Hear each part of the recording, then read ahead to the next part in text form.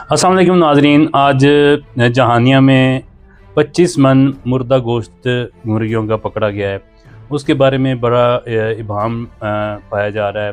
Food authority ने जो press release जारी की है उसके मुताबिक ये मुर्दा मुर्गियों का गोश्त जो है वो जहानिया के चिकन शॉप्स पर और शवारमा बर्गर पर जो है वो सप्लाई किया जाना था।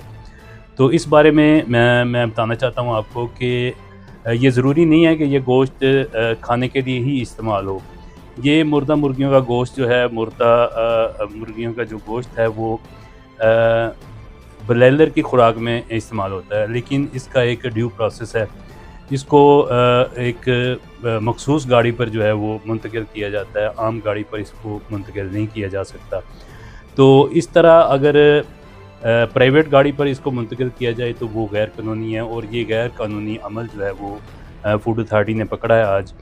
तो जहानिया के शहरी इसलिए परेशान ना हो कि जिस तरह के कहा जा रहा है कि ये शवारमा पॉइंट्स पर और दीगर पॉइंट्स पर जो है वो सप्लाई किया जाना था, ये ज़रूरी नहीं होता। मुमकिन है कि ऐसा हो भी, लेकिन ज़रूरी नहीं है, क्योंकि ये गोश्त जो है वो ज़ाया नहीं किया जाता है, बल्कि दोबारा ब्रॉयलर की जो है खुराक में वो इस्तेमाल किया जाता है। तो मुमकिन है वो खुराक में इस्तेमाल के लिए ले जाया जा रहा हो, और ये भी मुमकिन है कि वो खाने के इस्तेमाल में उसको सेल करना हो।